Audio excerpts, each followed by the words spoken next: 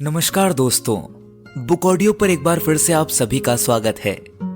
आप सुन रहे हैं डॉक्टर शैलेंद्र श्रीवास्तव जी द्वारा रचित लघु उपन्यास अपने हिस्से की जगह, मेरी यानी मंथन रस्तोगी की आवाज में।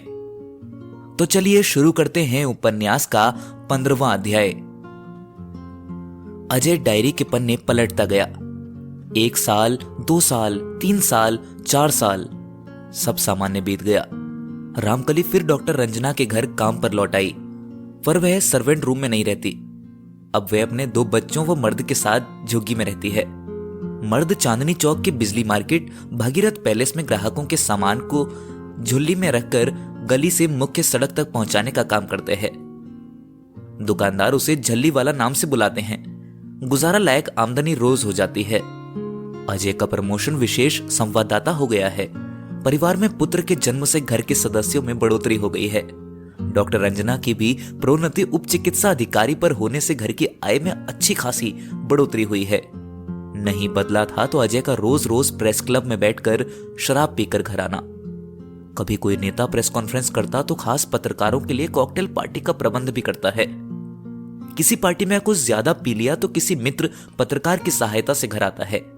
यदि कोई कॉरपोरेट कंपनी की प्रेस कॉन्फ्रेंस होती तो शराब के साथ और भी बहुत कुछ प्रबंध रहता है। एक बार ऐसी ही एक पार्टी में मिल मालिक ने सभी पत्रकारों को पीने खाने के प्रबंध के साथ विदाई में सूट का कपड़ा भी उपहार में दे दिया। अजय ऐसे अवसर पर 4 पैक की जगह आधी बोतल पी जाता है। इस वजह से अनियंत्रित हालत में घर पहुंचता है।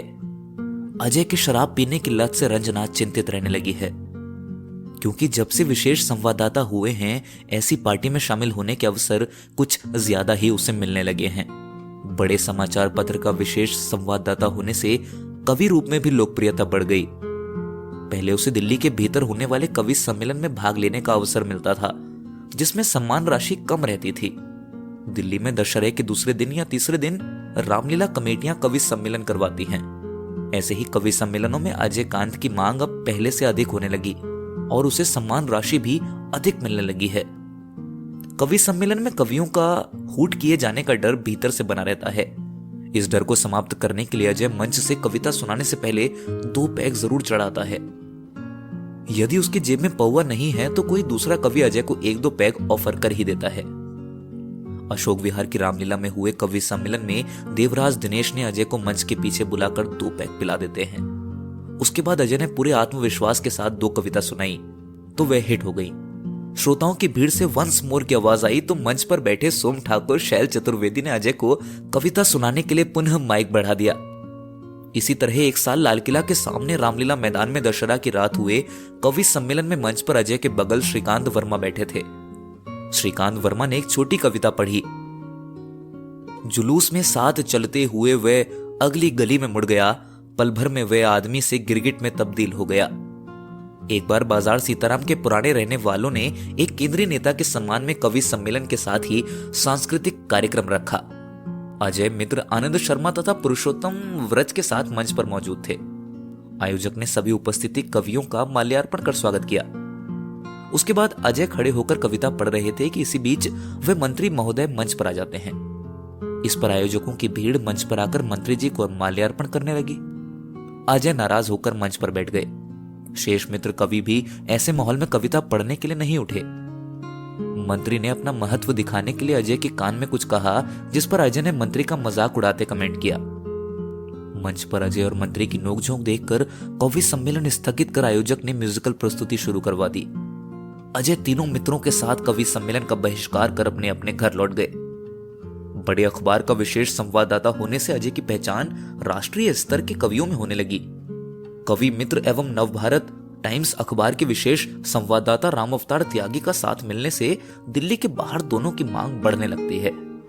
राम अवतार त्यागी का लिखा गीत जिंदगी और बता तेरा इरादा क्या है फिल्म जिंदगी और तूफान में हिट हो गया।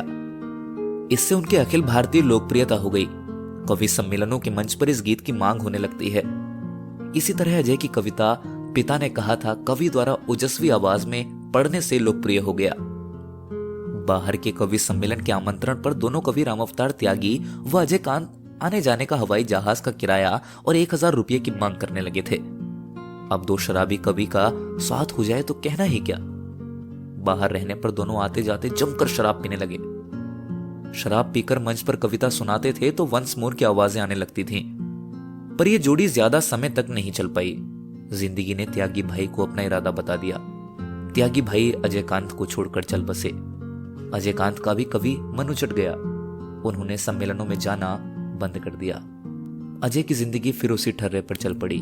दिन में समाचार संकलन तथा प्रेस कॉन्फ्रेंस अटेंड करना और 7 बजे प्रेस क्लब पहुंचकर 2-4 पैक के साथ गपशप कर देर रात तक घर पहुंचना नित्य क्रम बन गया है। शराब पीने से रोकने के लिए अजय की पत्नी रंजना ने क्या क्या जतन किए, लेकिन कोई कारगर नहीं हुआ। एक रात अजय घर आया तो उसके पेट में तेज दर्द हो रहा था। आनन फानन में डॉक्टर रंजना ने उन्हें वालिया नर्सिंग होम लक्ष्मी नगर में भर्ती कराया। डॉक्टर वालिया ने चेक कर बताया कि शराब के अत्यधिक सेवन से फेफड़े में संक्रमण हो गया है, पेट में पानी भर गया है। अगले दिन डॉक्टर ने अजय के पेट से पानी तो निकाल दिया, पर इलाज के लिए नर्सिंग से डिस्चार्ज नहीं किया। आप अभी तक सुन रहे थे डॉक्टर शैलेंद्र श्रीवास्तव जी द्वारा रचित लघु उपन्यास अपने हिस्से की जगह का 15वां अध्याय, मेरी यानी मंथन रस्तोगी की आवाज में। आगे की कहानी जानने के लिए बने रहिए बुक ऑडियो पर।